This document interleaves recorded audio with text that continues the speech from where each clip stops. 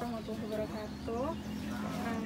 Saya Yuni Stikasari dari Universitas Alma-Ata. Hari ini saya akan membuat wawancara mengenai kebudayaan, adat istiadat, dan kesenian yang ada di daerah istimewa Yogyakarta. Ya Pak, pertama-tama mohon diperkenalkan dulu Pak namanya. Oke, kenalkan nama saya Budi Cahyono. Saya salah satu pemandu wisata di Taman Sari ini, yang dimana di sini saya berada di dalam posisi sebuah organisasi, yaitu namanya PPY Pramuwisata Taman Sari. Di sini saya ditunjuk sebagai SDM. Ya, itu saja. Oh begitu Pak. Ya. Ya. Maaf Pak, Bapak asalnya dari Jogja atau bukan asli Kalau Jogja? asli saya Jogja, dan kebetulan saya kelahiran putra daerah Taman Sari. Oh gitu. Ya, asli nih. Asli. Oh, ternyata asli ya Pak. Kalau begitu Bapak sudah berapa lama Pak menjadi tour guide di sini Pak? Untuk tour guide di Taman Sari sendiri saya sekitar 22 tahun. Ya, sebagai kecimpring pertama kali jadi pemandu di sini, kemudian dilanjutkan dengan beberapa tahun kemudian saya mencoba untuk eksplor keluar, maksudnya tidak hanya di Taman Sari, melainkan di kawasan Jogja, kemudian Indonesia pada umumnya.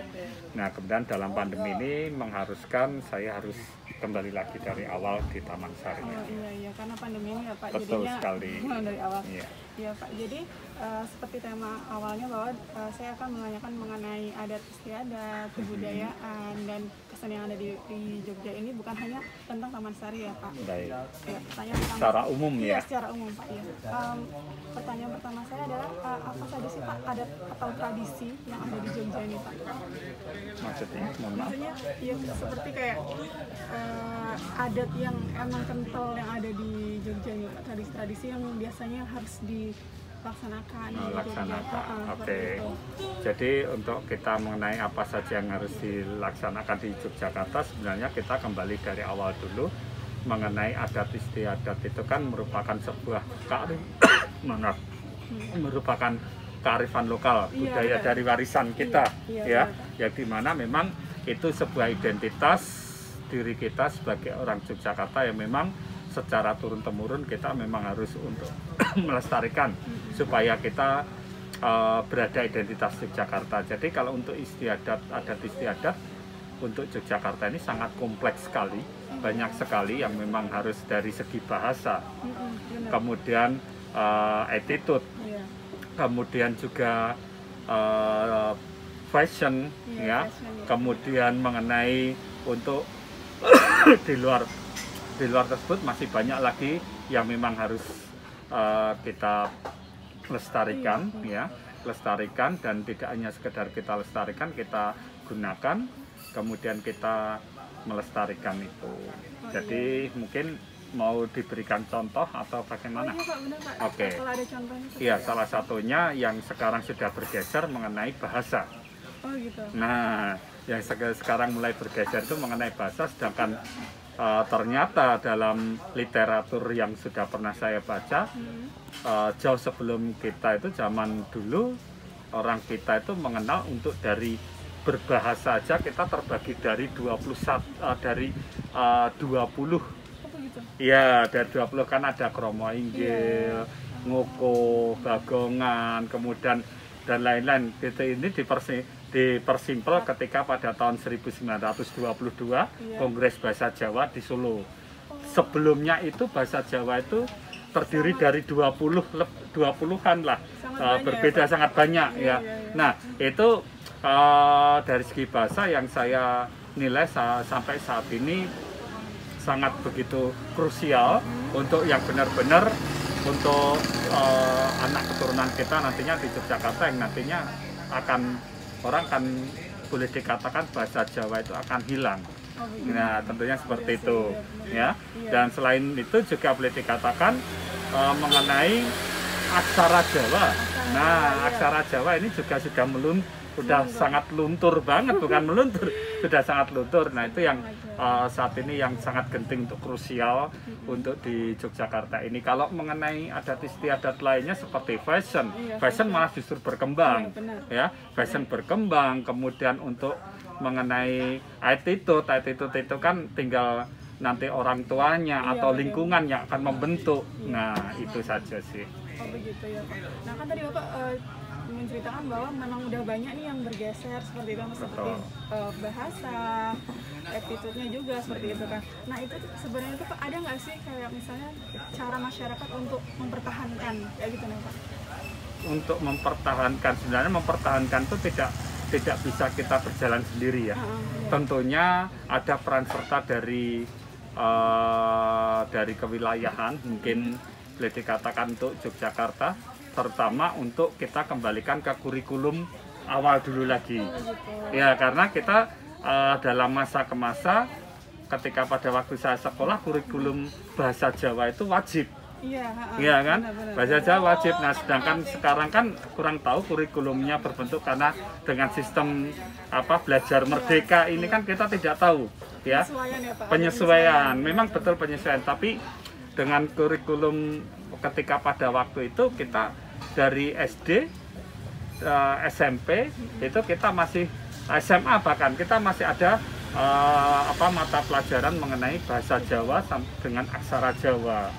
Nah itu kan juga sebenarnya kalau kita bebedah kurikulum bahasa Jawa itu juga membentuk sebuah karakter attitude juga, ya, attitude dan lain-lain semacam seperti itu. Kalau untuk mempertahankan kita tidak bisa sendiri-sendiri, terlebih sekarang dengan adanya teknologi, ya, dan lain-lain, informasi teknologi seperti handphone, internet itu kan sangat berpengaruh. Sebenarnya kita bisa manfaatkan itu untuk mendidik kita, kan, tetapi yang menjadi krusial sekarang adalah dorongan pemerintah untuk supaya memberi aturan-aturan sebatas mana untuk kita bisa dapat himbauan untuk kita menggunakan bahasa itu, attitude semacam seperti itu.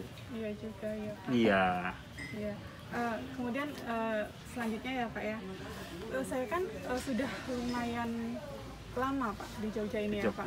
Jadi kan ada nih, saya beberapa kali tuh ada acara yang namanya kayak sekaten atau gerebek, sekaten seperti itu. Nah itu tuh sebenarnya itu termasuk di apa ya? Maksudnya acara adat atau kesenian atau seperti apa? Iya, itu ada dua Mbak. Oh gitu. Ya, jadi kita tentunya antara gerebek dengan sekaten itu berbeda. Oh gitu. Konotasinya, maknanya sangat berbeda jauh. Tapi karena temponya, waktunya bersamaan, jadi seolah-olah jadi satu. Sekaten sekarang untuk mengenai sekaten itu kan kalau boleh kita katakan itu ada dari arti kata sahadatan, karena sekaten itu sebenarnya sudah temurun semenjak leluhur dari kerajaan Demak. Nah sejarahnya singkatnya ya, kemudian ketika Demak itu intinya kan syiar, ya syiar. Nah kemudian untuk syiar itu tentunya untuk mengambil orang-orang supaya berdatangan, kan tentunya mengundang keramaian itu kan tentunya menggunakan ada sebuah atraksi. Biar lebih menarik. Nah, untuk menarik mereka datang, walaupun temanya nanti endingnya dengan akhir katanya syiar, kan gitu. Nah, kalau untuk sekaten atau sahadatan itu sendiri kan pernah berhenti ketika pada waktu Sultan Agung, dan mulai Sultan Hamengkubuwono pertama pendiri Jogja itu ditumbuhkan kembali. Nah itu jadi itu kalau secara esensialnya yaitu sekaten itu kan untuk memperingati hari hari lahirnya Nabi Muhammad, Maulid Nabi. Akan tetapi itu merupakan sebuah simbolik mengenai, kalau dari literatur yang pernah saya baca, jadi sekaten itu kan sebagai simbol, artinya tatanan manusia kita itu suatu ketika akan meninggal. Nah gitu loh. Jadi untuk dengan upacara sekaten itu dengan filosofi dari seperti ada 4 unsur yang wajib dalam sekaten, yaitu adalah nasi gurih, ya nasi gurih, kemudian telur telur merah. Oh, telur merah. Ya itu wajib ya. Kemudian ya, yang terakhir itu adalah cemeti. Cemeti itu adalah pecut ya. Oh iya. Nah itu kan artinya itu untuk petunjuk supaya itu kan tatan manusia. Nasi gurih kan nasi gurih, nasi merah. Nah seperti apa namanya telur merah atau endok abang itu kan sebagai simbolik. Karena telur itu kan endok kan dari arti tigan itu kan tiga. Iya.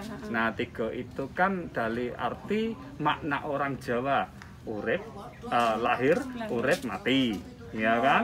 Nah jadi semua ada 3 unsur itu. Jadi itu kan dari telur itu kan embrio, simbolik ya. Jadi itu sekaten itu memang sangat luar biasa. Tapi sekarang kemudian diikuti dari grebek ya.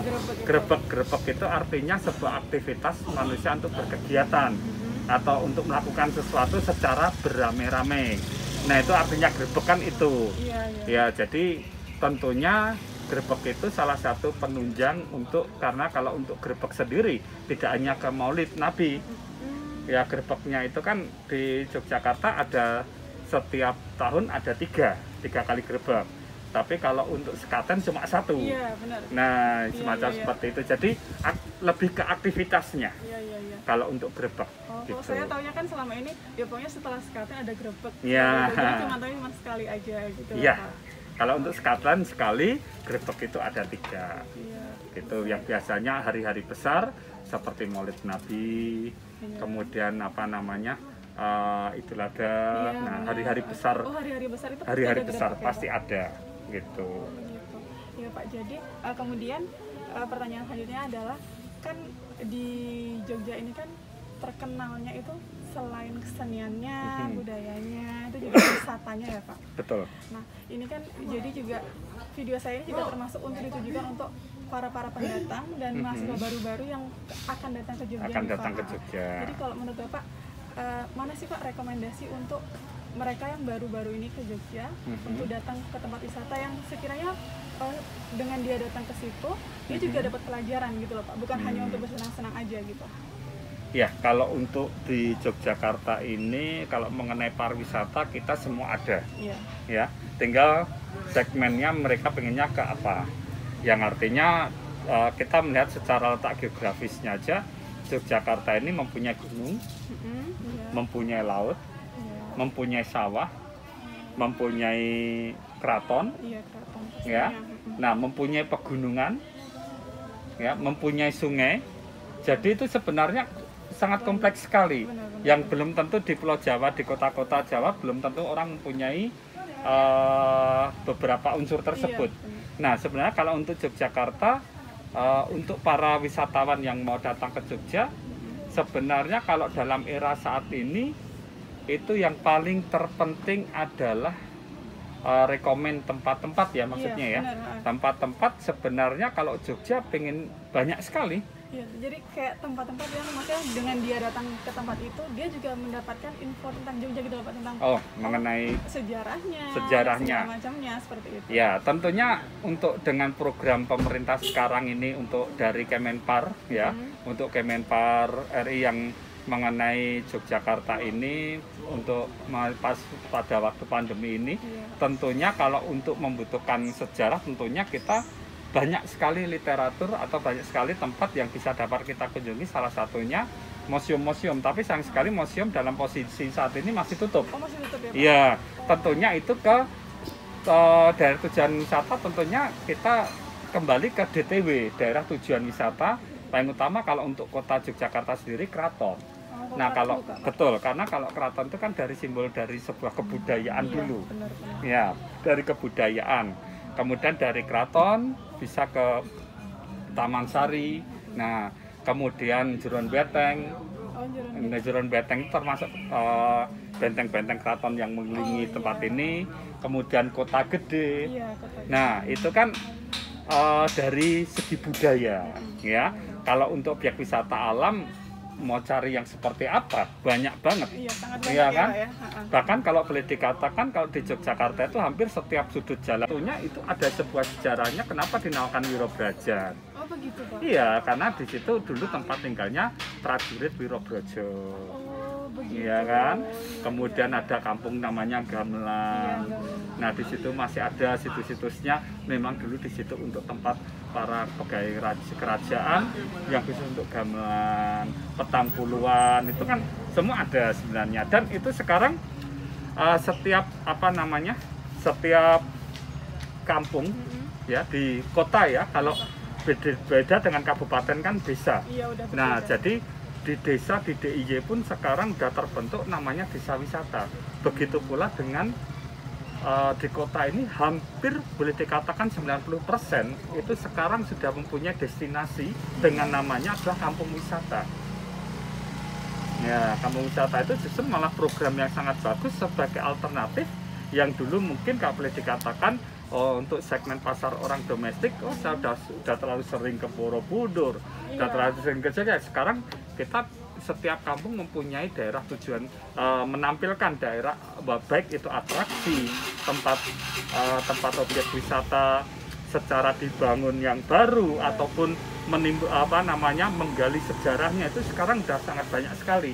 Berarti lebih beragam gitu Lebih ya, Pak? beragam sekarang, betul sekali. Betul. Makanya kalau keliling setiap kampung di kota Yogyakarta situ, ketika ada di situ ada kampung wisata, udah pasti di situ ada tempat menarik yang bisa dapat kita kunjungi. Iya sih. Ini berarti tergantung kita tujuannya mau kemana nih. Tujuannya mau kemana? Gitu ya, Pak? Ya, seperti yang saya katakan tadi, Jogja apa punya? Iya, benar. Alam punya, budaya punya, ya. Macam shopping juga kita punya, ya kan? Benar. Nah, semua ada di Jogja. Iya, berarti sangat lengkap ya. Sangat lengkap sekali. Iya, Pak. Jadi yang terakhir nih, Pak. Yang terakhir, Boleh. apa sih Pak pesan Bapak untuk, maksudnya kayak untuk teman-teman yang mau ke sini, apa yang perlu dipersiapkan, atau misalnya kan sekarang juga pandemi ya, Pak. Betul. Itu apa sih yang perlu dipersiapkan untuk mereka untuk kunjungan ke Jogja ini gitu? Ya, untuk persiapan yang paling utama paling pertama ya, tentunya kita mengacu dari program pemerintah yaitu vaksin. Oh iya. Itu yang paling penting ya. Kemudian yang kedua menjalankan protokol ya, tentunya itu. Kemudian yang ketiga tentunya di Yogyakarta sekarang banyak beragam yang tumbuhnya berbasis pariwisata UMKM. Nah, jadi sekarang sebisa mungkin kepada teman-teman yang masih berada di luar ingin berkunjung ke Yogyakarta itu banyak sekali objek wisata. Jadi tentunya kami himbau kepada seluruh masyarakat Indonesia khususnya yang pengen berkunjung tidak hanya ke satu tempat aja yang mendominasi. Tentunya kunjungilah ke UMKM, kampung-kampung wisata yang di situ salah satunya bisa menggerakkan ekonomi. Ya, karena kalau bukan kita mau siapa lagi? Benar, Pak, iya. Ya kan? Memajukan ya, Pak? Memajukan untuk menentukan ekonomi daerah ya, maksudnya lokal daerah seperti kampung sedemikian rupa. Ya, mungkin pesan saya cuma itu saja sih, tentunya. Iya.